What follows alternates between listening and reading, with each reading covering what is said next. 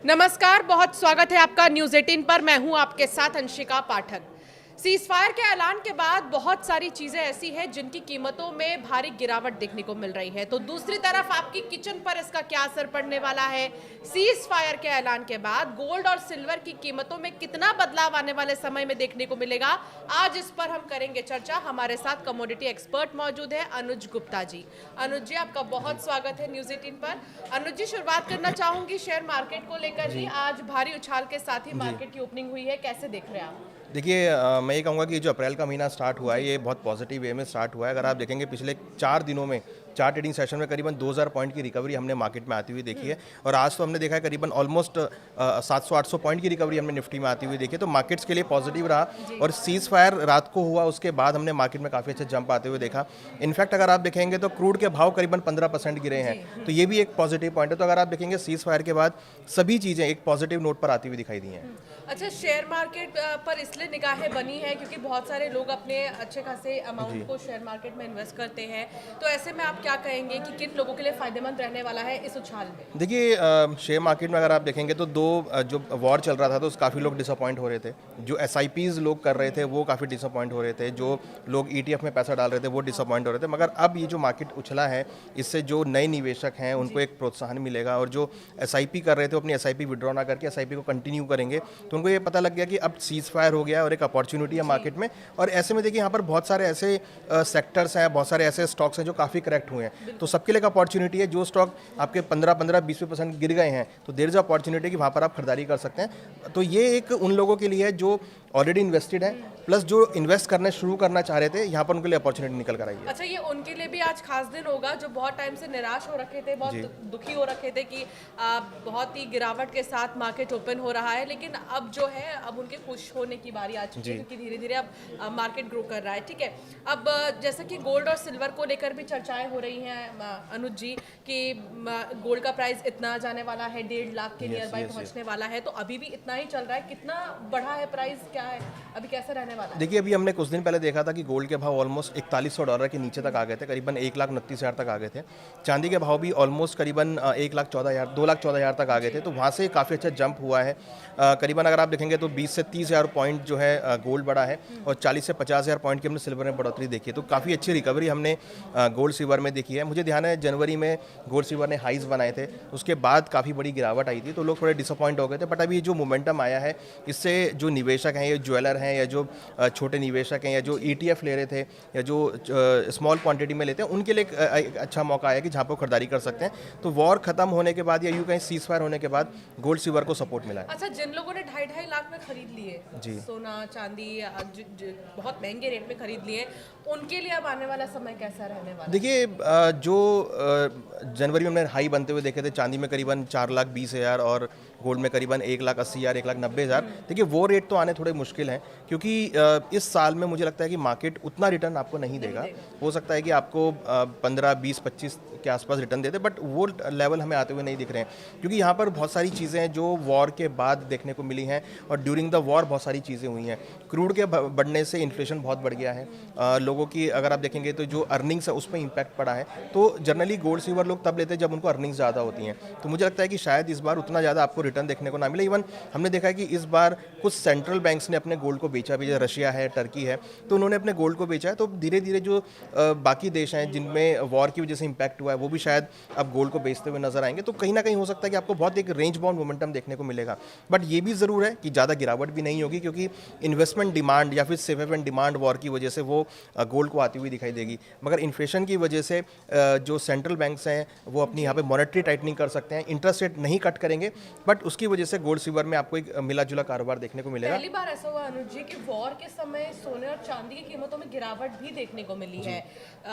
हालांकि बढ़ोतरी तो एक्सपेक्टेड है कि वॉर में तो होता ही है कि हाँ, सोने और चांदी की कीमतें बढ़ जाएं, लेकिन घटने की चीज़ बहुत पहली बार देखने को मिली है। ऐसा क्यों? देखिए ऐसा इसलिए क्योंकि इस बार क्रूड के प्राइस बहुत इंक्रीज़ हुए थे, उसकी वजह से जो इन्फ्लेशन का फियर था वो इकोनॉमीज़ में आया और इन्फ्लेशन के फियर में generally central banks interest rate increase करते करते हैं या स्टेबल रखते हैं। तो उसकी वजह से हमने देखा कि जब लोगों को ये लगा कि इंटरेस्ट रेट अगर बढ़ेंगे तो लोगों ने जो पैसा है गोल्ड से निकाल कर अपने बॉन्ड्स में डालना चालू कर दिया। इस बार वॉर की वजह से जो बॉन्ड यील्ड है वो बहुत बढ़ गई, तो डेट में जो आपका फंड है वो जाने लगा, तो इसकी वजह से एसेट क्लास से फंड निकल के डेट में चला गया। तो इसकी वजह से हमने गोल्ड सिल्वर में जो है एक गिरावट तो नहीं कहूँगा मैं इसको, जो स्पीड थी वो रुक गई थी।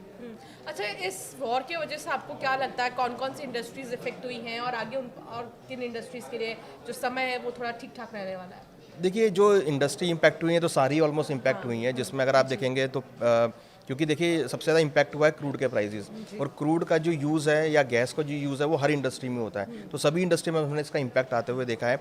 अपॉर्चुनिटी कहाँ हो सकती है, मुझे लगता है कि इस वॉर से बहुत सारी चीज़ें यहाँ पर सबक मिली हैं कि आपके पास एटलीस्ट जो क्रूड का स्टॉक है वो आपके पास कम से कम 200 से 300 दिन का होना चाहिए, उसमें इंफ्रास्ट्रक्चर डेवलपमेंट की ज़रूरत है, तो वो मुझे लगता है कि एक अच्छी अपॉर्चुनिटी हो सकती है। प्लस डिफेंस में हमने बहुत नए नए सिस्टम्स आते हुए देखे हैं, चिप बेस हमने देखे हैं, GPRS बेस्ड हमने अटैक होते हुए देखे हैं, तो मुझे लगता है कि उसकी तरफ भी काम करने की बहुत ज़रूरत है। AI ड्रिवन जो एक्टिविटीज़ हैं उस पर बहुत ज़्यादा काम करने की ज़रूरत है, तो मुझे लगता है कि ये जो 2-3 सेक्टर्स हैं इनमें काफ़ी अच्छी अपॉर्चुनिटी देखने को मिल सकती है। तो क्रूड की वजह से सारा सेक्टर इफेक्ट हुआ है, और क्रूड अगर संभलता है तो फिर सारी मार्केट भी सपोर्ट आती हुई दिखाई देगी। अच्छा, जिस चीज़ के लिए हमारा देश जाना जाता है सबसे ज़्यादा, चाहे वो गेहूं हो, चावल हो या मसाले हो, इनको लेकर आपकी क्या राय है कि इस पर कितना प्रभाव पड़ा? देखिए, प्रभाव बहुत पड़ा था, क्योंकि हमारा बहुत सारा मसाले या राइस हम अगर बात करें तो हम एक्सपोर्ट करते हैं मिडल ईस्ट में, और शिपमेंट्स की वजह से या इस वॉर की वजह से वो शिपमेंट सारी रुक गई थी। तो अगर ये वॉर ख़त्म हुई है, सीज फायर हुआ है, और अगर शिपमेंट्स चालू होती हैं तो जो हमारे एक्सपोर्ट्स हैं वो हमारे जाने चालू होंगे, तो वो भी एक इंडस्ट्री को सपोर्ट मिलेगा। तो एग्रीकल्चर पर्सपेक्टिव से भी ये जो सीज फायर हुआ है ये पॉजिटिव है, और हमें लगता है कि इसका असर जो है ना आपको एग्रीकल्चर सेक्टर पर भी देखने को मिलेगा। अच्छा अनुज जी, वैसे तो 2 हफ्ते के लिए सीज फायर का ऐलान हुआ है, लेकिन एक तरफ इजराइल का रुख एकदम अलग सामने आ रहा है, और ईरान के लिए भले ही संघर्ष को लेकर समझौता हुआ, लेकिन लेबनान के लिए कहा जा रहा है कि यहाँ पर समझौता नहीं हुआ है।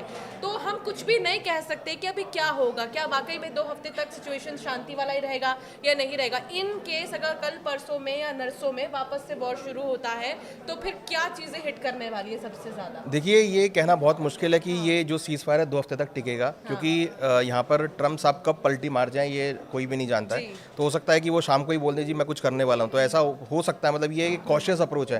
तो ये जो 2 हफ्ते हैं ना, ये भी ऐसा नहीं है कि बहुत ईजी हो गए हैं, ये 2 हफ्ते भी बहुत टफ जाने वाले हैं, क्योंकि यहाँ पर ये नहीं पता कौन कब स्टेटमेंट दे दे, क्योंकि इजराइल का अब अलग पक्ष आता हुआ दिखाई दे रहा है, आप ईरान का अलग पक्ष देख रहे हैं और US का अलग पक्ष देख रहे हैं, तो तीनों अपने अलग अलग पक्ष में हैं, तो तीनों की तरफ से कुछ भी स्टेटमेंट आ सकती है। तो इसमें कहीं ना कहीं कॉशियस रहने की अप्रोच है। ये ज़रूर है कि सीज फायर हुआ है तो एक अपॉर्चुनिटी है, बट इस अपॉर्चुनिटी के साथ हमको कॉशियस भी रहना पड़ेगा। अगर कोई स्टेटमेंट आती है नेगेटिव तो फिर वो थोड़ी सी नेगेटिव हो सकती है मार्केट्स के लिए। बड़े बड़े रिफाइनरीज पर अटैक हुआ, बड़े बड़े प्लांट्स पर अटैक हुआ है, अब इन्हें रिकवर करने में भी समय लगेगा। तो ऐसे में भारत के लिए कितनी बड़ी बात होने वाली है, क्योंकि रिफाइनरी प्लांट्स पर अटैक हुआ है। देखिए, रिफाइनरीज पर अटैक होना एक बहुत बहुत टाइम कंज्यूमिंग एक्टिविटी है, क्योंकि प्लांट को रीस्टार्ट करने में करीबन 4 से 5 महीने का टाइम जाता है। मुझे ध्यान है कि जब कोई भी रिफाइनरी मेंटेनेंस के लिए जाती है तो उसको 3 महीने लगते हैं इसको स्टार्ट होने में। तो आप मान के चलिए कि अगर कोई रिफाइनरी बंद हो गई है ड्यू टू अटैक, तो 3 से 4 महीने का उसका प्रोडक्शन हॉल्ट रहेगा।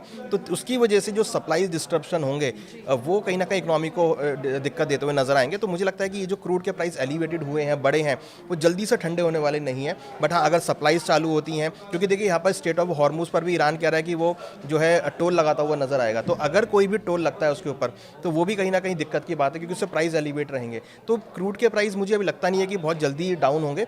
ये हो सकता है कि यहाँ पर स्टेबल हो जाएंगे, जो कि कहीं ना कहीं इंडिया के लिए तो नेगेटिव ही है, क्योंकि इंडिया के लिए अगर आप रेंज की बात करेंगे तो जब प्राइस 50 से लेकर $70 के बीच होते हैं तो एक वो कंफर्टेबल रेंज होती है, बट जब भी प्राइस $70 के ऊपर जाते हैं तो वो थोड़ी अनकंफर्टेबल सिचुएशन हो जाती है। अच्छा, स्ट्रेट ऑफ हार्मुज से LPGs लाना अपने आप में एक बहुत बड़ा टास्क था, और हमारी एयरफोर्स की जो हेलीकॉप्टर्स हैं वो सिक्योरिटी में लगी हुई थी वहाँ से आने के समय में, उसकी वजह से कमर्शियल सिलेंडर्स 218 रुपए महंगे हुए।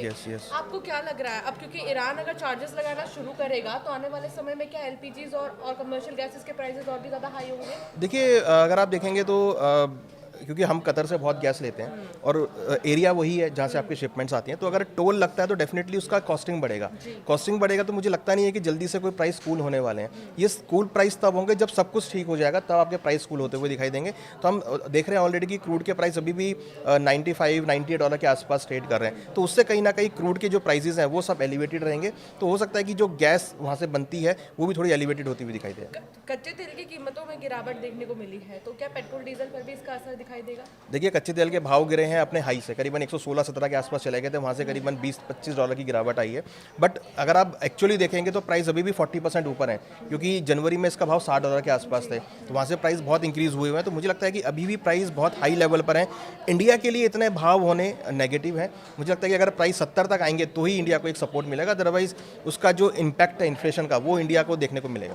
अच्छा, आपको क्या लगता है अनुज जी, हमें हमारे मार्केट को एक्सपेंड करना चाहिए? क्योंकि हम सिर्फ एक ही जगह से जो है एलपीजीज, एक ही रास्ते से यानी स्ट्रेट ऑफ हार्मुज से ही एलपीजीज मंगाते थे, बट बीच में मैं एक जगह पढ़ रही थी कि अंगोला का भी एक रास्ता है जहां से एलपीजीज को मंगाया जा सकता है और वो भी बहुत सेफ रूट है माना जा रहा है। तो क्या हमें इस चीज़ को पहले ही ध्यान में रखना चाहिए था कि हमें एक रास्ता और एक ही चीज़ नहीं बल्कि 3-4 ऑप्शंस लेके चलने चाहिए थे? देखिए, वो जो रूट है, नीति में कहीं ना कहीं बदलाव, देखिए नीति में बदलाव की ज़रूरत है और जो अपने स्टॉक्स हैं, जो रिजर्व्स हैं, उसको बढ़ाने की ज़रूरत है। डेफिनेटली रूट्स हम यहाँ पे डिफरेंट चूज़ कर सकते हैं, मगर जो ये रूट था स्ट्रेट ऑफ हॉर्मुज़ का सबसे छोटा रूट था ये, इसमें आपका जो शिपमेंट है वो 2 से 3 दिन में पहुँच जाता था। तो ये एक सबसे छोटा रूट है, बट अगर जो बाकी रूट्स है वो बहुत बड़े रूट्स है, उसमें आप अगर ट्रैवल करेंगे तो उसमें आपकी कॉस्टिंग भी बहुत आती है, तो इसलिए से उन रूट्स को नहीं चूज़ किया गया। बट हाँ, अब देखने की ज़रूरत है कि आपके पास 2-3 ऑप्शन ऐसे होने चाहिए जिससे अगर कभी फ्यूचर में ऐसी स्थिति आए तो आप उन रूट्स का यूज़ कर सकें। हालांकि जो ईरान है वो यहाँ पे टोल लगा रहा है, तो अभी देखने वाली बात है कितना टोल लगाता है, क्या कॉस्टिंग पे इम्पैक्ट होता है। अगर वो टोल लगाता है और इंडिया के साथ हालांकि उसका बहुत बायलैटरल ट्रेड्स भी हैं, तो हो सकता है कि बायलैटरल ट्रेड्स के अगेंस्ट में वो शायद टोल ना भी लगाए इंडिया के लिए। अच्छा, पूरी दुनिया में हम देखें तो लोगों ने सोना और चांदी, जो कि सबसे ज़्यादा सेफेस्ट कहते हैं कि इन्वेस्टमेंट माने जाते हैं और उन्हें रिजर्व करने के लिए बहुत अच्छा माना जाता है, लेकिन लोगों ने कैश रखना शुरू कर दिया, उन्होंने लिक्विडिटी पे ज़्यादा भरोसा जताया है। हमारे देश के लिए आप क्या कहना चाहेंगे, देशवासियों के लिए जो हमें सुन रहे हैं, व्यूअर्स, हमें किन चीज़ों को रिजर्व करने की ज़रूरत है?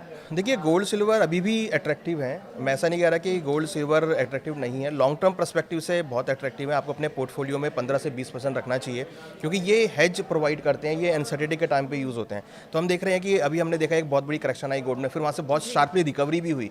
तो अगर सब चीज़ें सही होंगी तो भी गोल्ड के भाव बढ़ेंगे, अगर चीज़ें खराब होंगी तो भी आपको अनसर्टेनिटी प्रोवाइड करेगी। तो गोल्ड सिल्वर में मुझे लगता है कि इन्वेस्टमेंट होना चाहिए। हाँ, ये कि आप एक SIP के थ्रू यूज़ कर सकते हैं या ETF के थ्रू आप गोल्ड सिल्वर में जा सकते हैं, क्योंकि अगर कहीं पर भी क्रूड के प्राइस बढ़ेंगे, इन्फ्लेशन बढ़ेगा, तो उसकी जगह आपको गोल्ड सपोर्ट करेगा। अच्छा, किस शेयर में पैसे लगाने अभी सही रहने वाले हैं? हालांकि कुछ भी देखिए, कहना संभव नहीं है क्योंकि कभी भी वॉर शुरू हो सकता है, बंद हो सकता है, लेकिन फिर भी एक राय देखिए, शेयर तो नहीं, बट मुझे लगता है कि सेक्टर वाइज अगर हम जाएँ तो मुझे लगता है कि कहीं ना कहीं डिफेंस सेक्टर में एक अच्छी अपॉर्चुनिटी है, क्योंकि यहाँ पे जिस तरीके से इंडिया काम कर रहा है डिफेंस इक्विपमेंट बनाने में, टेक्नोलॉजी पे काम कर रहा है, तो उसमें अच्छी अपॉर्चुनिटी मेरे को लगता है कि डिफेंस सेक्टर में आ सकती है। प्लस AI के सेक्टर में बहुत अच्छी अपॉर्चुनिटी आ सकती है, क्योंकि हमने देखा कि इस वॉर में हमने रशिया यूक्रेन वॉर देखा, हमने जो ये अभी वॉर देखा, इसमें AI का बहुत यूज़ हुआ है। तो AI ड्रिवन या ड्रोन ड्रिवन जो एक्टिविटीज़ हैं, स्टॉक्स हैं, उसमें हमें लगता है कि पैसा लगाना चाहिए, क्योंकि वहाँ पर काफ़ी अच्छी अपॉर्चुनिटी और ग्रोथ वहाँ पर देखने को मिल रहा है और इंडियन गवर्नमेंट जो है उसकी तरफ काम भी कर रही है। तो मुझे लगता है कि उससे काफ़ी हद तक इन सेक्टर में अपॉर्चुनिटी देखने को मिल सकती है। तो ये वो तमाम सेक्टर्स हैं जहाँ पे मिल सकती है। अब फार्मेसी में आप क्या करेंगे? देखिए, फार्मेसी में मुझे लगता है कि थोड़ा वेट करना चाहिए, क्योंकि जनरली हम देखते हैं कि वॉर के टाइम पे स्टॉक थोड़ा स्लो हो जाते हैं, बट हाँ, लॉन्ग टर्म में आपको अच्छे रिटर्न देखने को मिलेंगे। फिलहाल मुझे लगता है कि थोड़ा कॉन्ट्रा टाइप का काउंटर रहता है, तो यहाँ पर अगर आपको एक स्पेसिफिक स्टॉक देखना है तो आप देख सकते हैं, बट सेक्टर वाइज मुझे लगता है कि थोड़ा वेट एंड वॉच करना चाहिए। अच्छा, अनुज जी, गोल्ड और सिल्वर में अगर कोई बड़ा इन्वेस्टर इन्वेस्टमेंट करना चाहे तो उसके लिए आप क्या राय देना चाहेंगे कि कब करना सही रहेगा? देखिए, क्या धीरे धीरे करना सही रहेगा या एक बार में इन्वेस्ट करना?